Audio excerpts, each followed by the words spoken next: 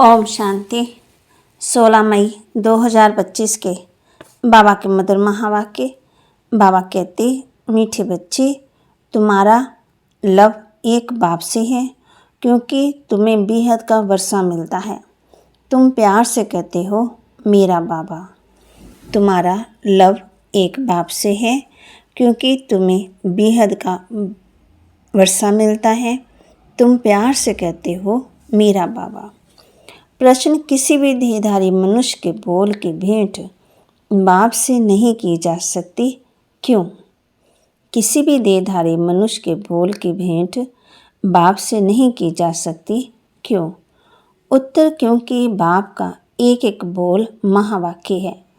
जिन महावाक्यों को सुनने वाले महान अर्थात पुरुषोत्तम बन जाते हैं। बाप के महावाक्य गुलगुल अर्थात फूल बना देते हैं। मनुष्य के बोल महावाक्य नहीं हैं, उनसे तो और ही नीचे गिरते आए। ओम शांति। गीत। बदल जाए दुनिया, न बदलेंगे हम। ओम शांति। गीत की पहली लाइन में कुछ अर्थ है, बाकी सारा गीत कोई काम का नहीं। जैसे गीता में भगवानोवाच मनमना भव मध्याजित भव, ये अक्षर ठीक है। इसको कहा जाता है आटे में नमक। अब भगवान किसको कहा जाता है? ये तो बच्चे अच्छी रीति जान गए हैं। भगवान शिव बाबा को कहा जाता है। शिव बाबा आकर शिवालय रचते हैं। आते कहाँ हैं? वैशाल्य में। खुद आकर कहते हैं, हे मीठे मीठे लाडले सिकिलदे रूहानी बच्चों, सुनते तो आत्मा है ना। जानते हो हम आत्मा अविनाशी, ये देह विनाशी। हम आत्मा अब अपने परमपिता परमात्मा से महावाक्य सुन रहे हैं। महावाक्य एक परमपिता परमात्मा के ही हैं, जो महान पुरुष पुरुषोत्तम बनाते हैं। बाकी जो भी महात्माएं गुरु आदि हैं, उनके कोई महावाक्य नहीं। शिवो हम जो कहते हैं वह भी सही वाक्य है ही नहीं। अभी तुम बाप से महावाक्य सुनकर गुलगुल बनते हो। कांटे और फूल में कितना फर्क है। अभी तुम बच्चे जानते हो, हमको कोई मनुष्य नहीं सुनाते। इस पर शिव बाबा विराजमान हैं, वे भी आत्मा ही हैं, परंतु उनको कहा जाता है परमात्मा। अभी पतित आत्मा कहती है, हे परम आत्मा आओ, आकर के हमको पावन बनाओ। वह है ही परम पिता, परम बनाने वाला। तुम पुरुषोत्तम अर्थात सब पुरुषों से में उत्तम पुरुष बनते हो। वह है देवताएं। परमपिता अक्षर बहुत मीठा है। सर्वव्यापी कह देते हैं तो मीठापन आता नहीं। तुम्हारे में भी बहुत थोड़े हैं जो प्यार से अंदर याद करते हैं। वे स्त्री पुरुष एक दो को स्थूल में याद करते। ये है आत्मा को परमात्मा को याद करना बहुत प्यार से। भक्ति मार्ग में इतना प्यार से पूजा नहीं कर सकते। वह प्यार ही नहीं रहता, लव नहीं रहता। जानते ही नहीं तो लव कैसे हो? अभी तुम बच्चों का बहुत लव है। आत्मा कहती है मेरा बाबा। आत्माएं भाई भाई हैं। हर एक भाई कहते हैं बाबा ने हमको अपना परिचय दिया है, परंतु वह लव नहीं कहा जाता। जिससे कुछ मिलता है उसमें लव रहता है। बाप में बच्चों का लव रहता, क्योंकि बाप से वर्षा मिलता है। जितना जास्ती वर्षा उतना बच्चों का जास्ती लव रहेगा।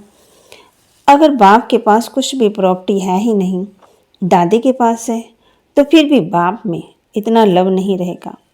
फिर दादी में दादी से लव हो जाएगा। समझेंगे इससे पैसा मिलेगा। अभी तो बेहद का बाप तुम बच्चे जानते हो, हमको बाप पढ़ाते हैं।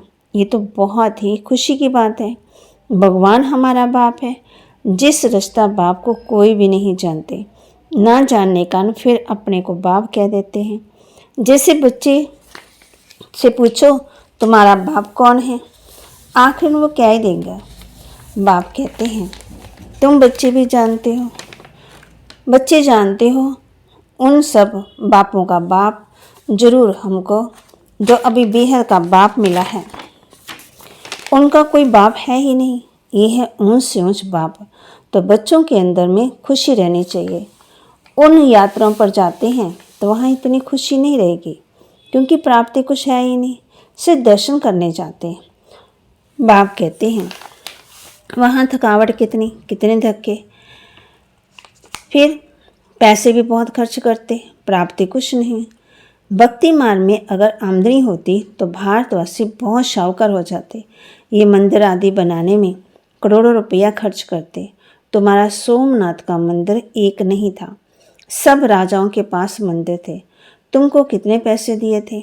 5000 वर्ष पहले तुमको विश्व का मालिक बनाया था। एक बाप ही ऐसे कहते हैं। आज से 5000 वर्ष पहले तुमको राजयोग सिखाकर ऐसा बनाया था। अभी तुम क्या बन गए हो? बुद्धि में आना चाहिए ना। हम कितने ऊंच थे, जन्म लेते लेते एकदम पट में आकर पड़े, कौड़ी मिसल बन पड़े। फिर अभी हम बाबा के पास जाते हैं। जब बाबा हमको विश्व का मालिक बनाते हैं, ये एक ही यात्रा है। जबकि आत्मा को बाप मिलते हैं तो अंदर में वह लव रहना चाहिए। तुम बच्चे यहाँ आते हो तो बुद्धि में रहना चाहिए कि हम उस बाप के पास जाते हैं जिनसे हमको फिर से विश्व की बादशाही मिलती है। वह बाप हमको शिक्षा देते हैं, बच्चे दैवी गुण धारण करो, सर्वशक्तिवान पतित पावन मुझ बाप को याद करो। मैं कल्प कल्प आकर कहता हूँ कि माँ में कम याद करो तो विक्रम विनाश होंगे। दिल में ये आना चाहिए कि हम बेहद के बाप के पास आए हैं। बाप कहते हैं मैं गुप्त हूँ, आत्मा कहती है मैं गुप्त हूँ। तुम समझते हो। हम जाते हैं शिव बाबा के पास, ब्रह्मा दादा के पास, जो कंबाइन है उनसे हम मिलने जाते हैं, जिससे हम विश्व के मालिक बनते हैं। अंदर में कितनी बेहद की खुशी होनी चाहिए। जब मधुबन में आने के लिए अपने घर से निकलते हो तो अंदर में गदगद होना चाहिए। बाप हमको पढ़ाने के लिए आया है, हमको दैवी गुण धारण करने की युक्ति बताते हैं। घर से निकलते समय ही अंदर में ये खुशी रहनी चाहिए। जैसे कन्या पति के साथ मिलती है तो जीवर आदि पहनती है तो मुखड़ा ही खिल जाता है। वह मुखड़ा खिलता है दुख पाने के लिए, तुम्हारा मुखड़ा खिलता है सुख पाने के लिए, सदा सुख पाने के लिए। तो ऐसे बाप के पास आने समय कितनी खुशी होनी चाहिए। अभी हमको बेहद का बाप मिला है। सतयुग में जाएंगे फिर डिग्री कम हो जाएगी। अभी तो तुम ब्राह्मण ईश्वरी संतान हो। भगवान बैठ पढ़ाते हैं, वह हमारा बाप भी है, टीचर भी है। पढ़ाते हैं फिर पावन बनाकर साथ भी ले जाएंगे। हम आत्मा अब इसी श्री राम राज्य में छूटते हैं। अंदर में अथाह खुशी होनी चाहिए। जबकि बाप विश्व का मालिक बनाते हैं तो पढ़ाई कितनी अच्छी रीति पढ़नी चाहिए। स्टूडेंट अच्छी रीति पढ़ते हैं तो अच्छे मार्क्स में पास होते हैं। बच्चे कहते हैं बाबा हम तो श्री नारायण बनेंगे। ये है ही सत्यनारायण की कथा, अर्थात नर से नारायण बनने की कथा। वह झूठी कथाएं जन्म जन्मांतर सुनते आए। अभी बाप से एक ही बार तुम बच्चों, तुम सच्ची सच्ची कथा सुनते हो। वह फिर भक्ति मार्ग में चलाता है। जैसे शिव बाबा ने जन्म लिया, उसकी फिर हर वर्ष जयंती मनाते आए। वह कब आया, क्या किया, कुछ भी नहीं जानते। अच्छा, कृष्ण जयंती मनाते हैं, वह भी कब आया, कैसे आया, कुछ पता नहीं है। कहते हैं कंसपुरी में आता हूँ। अब वह पति दुनिया में कैसे जन्म लेंगे। बच्चों को कितनी खुशी होनी चाहिए। हम बेहद के बाप के पास आते हैं, अनुभव भी सुनाते हैं ना। हमको फलाने द्वारा तीर लगा, बाबा आए हैं। बस उस दिन से लेकर हम बाप को याद करते हैं। यह है तुम्हारी बड़े से बड़े बाप के पास आने की यात्रा। बाबा तो चेतन है, बच्चों के पास जाते भी हैं। वह है जड़ यात्राएं। यहाँ तो बाप चेतन है। जैसे हम आत्मा बोलती हैं वैसे वह परमात्मा बाप भी बोलते हैं शरीर द्वारा। ये पढ़ाई है भविष्य 21 जन्म शरीर निर्वाह के लिए, वह सिर्फ है इस जन्म के लिए। अब कौन सी पढ़ाई पढ़नी चाहिए, वह कौन सा धंधा करना चाहिए। बाप कहते हैं दोनों करो। सन्यासी मिसल घर बार छोड़ जंगल में नहीं जाना है। ये तो प्रवृत्ति मार्ग है। दोनों के लिए पढ़ाई है।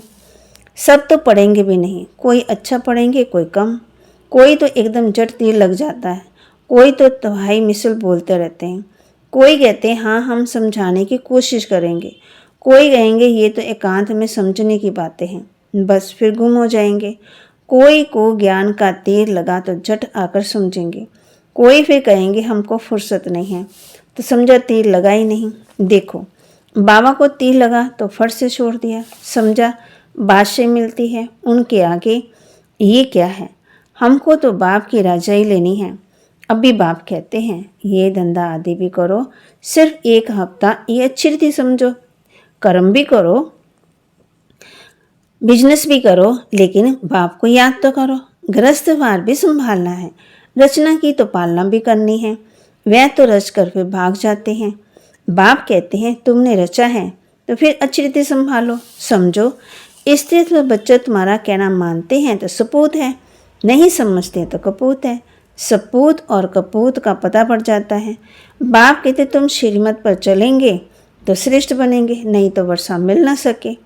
पवित्र बन, सपूत बच्चा बन, नाम बाला करो। तीर लग गया तो फिर कहेंगे बस अभी तो हम सच्ची कमाई करेंगे। बाप आए हैं शिवालय में ले जाने, तो शिवालय में जाने के लिए लायक बनना है, मेहनत है। बोलो अब शिव बाबा को याद करो। मौत सामने खड़ा है, कल्याण तो उनका भी करना है। बोलो अब याद करो तो भी कर्म विनाश होंगे। तुम बच्चियों का फर्ज है पियर घर और ससुर घर का उद्धार करना, जबकि तुम्हें बुलावा होता है तो तुम्हारा फर्ज है उनका कल्याण करना, रहम दिल बनना, पति तमो प्रधान मनुष्यों को सत्व प्रधान बनने का रास्ता बताना। तुम जानते हो हर चीज नई सो पुरानी जरूर होती है। नरक में सब पतित आत्मा तब तो गंगा में स्नान कर पावन होने जाते हैं। पहले तो समझे कि हम पतित हैं, इसलिए पावन बनना है। बाप आत्मा को कहते हैं मुझे याद करो तो तुम्हारे पाप कट नष्ट हो जाएंगे। साधु संत आदि जो भी हैं सबको ये मेरा पैगाम दो कि बाप कहते हैं मुझे याद करो। इस योग अग्नि से अथवा याद की यात्रा से तुम्हारी खाद निकलती जाएगी। तुम पवित्र बन मेरे पास आ जाएंगे। मैं तुम सबको साथ ले जाऊंगा। जैसे बिच्छू होता है चलता जाता है, जहाँ नरम चीज देखता है वहाँ डंक मारता है। पत्थर को भी डंक मार कर क्या करेगा। तुम भी बाप का परिचय दो। ये भी बाप ने समझाया है। मेरे भक्त कहाँ रहते हैं? शिव के मंदिर में, कृष्ण के मंदिर में, लक्ष्मी नारायण के मंदिर में। भक्त मेरी भक्ति करते रहते है तो बच्ची है ना, मेरे से राज्य लिया, अब पूज्य से पुजारी बन गए। देवताओं के भक्त है ना, नंबर 1 है शिव की अव्यभिचारी भक्ति। फिर गिरते गिरते अभी तो भूत पूजा करने लगे। शिव के पुजारियों को समझाने में सहज होगा। ये सब आत्मा का बाप शिव बाबा है। स्वर्ग का वर्षा देते अभी बाप कहते हैं मुझे याद करो तो भी कर्म विनाश हो। हम तुमको पैगाम देते हैं। अब बाप कहते हैं पतित पावन ज्ञान का सागर मैं हूँ, ज्ञान भी सुना रहा हूँ। पावन बनने के लिए योग भी सिखा रहा हूँ। ब्रह्मा तन से मैसेज भी दे रहा हूँ। मुझे याद करो, अपने 84 जन्मों को याद करो। तुमको भक्त मिलेंगे मंदिरों में और फिर कुंभ के मेले में, वहाँ तुम समझा सकते हो पतित पावन गंगा है जब परमात्मा। तो बच्चों को ये खुशी रहनी चाहिए कि हम किसके साथ पास बैठ जाते हैं। है कितना साधारण, क्या बड़ाई दिखाए। शिव बाबा क्या करें जो बड़ा आदमी दिखाई पड़े। सन्यासी कपड़े तो पहन नहीं सकते। बाप कहते हैं मैं तो साधारण तन लेता हूँ, तुम ही राय दो कि मैं क्या करूँ, इस रथ को क्या श्रृंगारूँ। ये वह हुसैन का घोड़ा निकालते, उनको श्रृंगारते। यहाँ शिव बाबा का रथ फिर बैल बना दिया। बैल के मस्तक में गोल गोल शिव का चित्र दिखाते हैं। अब शिव बाबा बैल में कहाँ से आएगा, भला मंदिर में बैल क्यों रखा है। शंकर की सवारी कहते हैं। सूक्ष्म वतन में शंकर की सवारी होती है क्या। ये सब है भक्ति मार्ग जो ड्रामा में नूद है। अच्छा, मीठे मीठे सिकिलदे बच्चों प्रति माता पिता बाप दादा का याद प्यार और गुड मॉर्निंग। रूहानी बाप की रूहानी बच्चों को नमस्ते। रूहानी बच्चों की रूहानी बाप दादा को दिलवा जान सिकवा प्रेम से नमस्ते। धारणा के लिए मुख्य सार, अपने आप से प्रतिज्ञा करनी है कि अभी हम सच्ची कमाई करेंगे, स्वयं को शिवालय में चलने के लायक बनाएंगे, सपूत बच्चा बनकर श्रीमत पर चलकर बाप का नाम बाला करेंगे। रहम दिल बन तमो प्रधान मनुष्यों को सत्व प्रधान बनाना है, सबका कल्याण करना है। मौत के पहले सबको बाप की याद दिलानी है। वरदान, हर मनुष्य आत्मा को अपने तीनों कालों का दर्शन कराने वाले दिव्य दर्पण भव। हर मनुष्य आत्मा को अपने तीनों कालों का दर्शन कराने वाले दिव्य दर्पण भव। आप बच्चे अब ऐसा दिव्य दर्पण बनो जिस दर्पण द्वारा हर मनुष्य आत्मा अपने तीनों कालों का दर्शन कर सके। उन्हें स्पष्ट दिखाई दे कि क्या था और अब भी क्या है, भविष्य में क्या बनना है। जब जानेंगे अर्थात अनुभव करेंगे तो देखेंगे कि अनेक जन्मों की प्यास व अनेक जन्मों की आशाएं मुक्ति में जाने की व स्वर्ग में जाने की अभी पूर्ण होने वाली है, तो सहज ही बाप से वर्षा लेने के लिए आकर्षित होते जाएंगे। स्लोगन: एक बल एक भरोसा। इस पाठ को सदा पक्का रखो तो बीज भंवर से सहज निकल जाएंगे। एक बल एक भरोसा। इस पाठ को सदा पक्का रखो तो बीज भंवर से सहज निकल जाएंगे। अव्यक्त इशारे: रूहानी रॉयल्टी और प्योरिटी की पर्सनैलिटी धारण करो। वारिस क्वालिटी प्रत्यक्ष तब होगी जब आप अपनी प्योरिटी की रॉयल्टी में रहेंगे। कहाँ भी हद की आकर्षण में आंख न डूबे।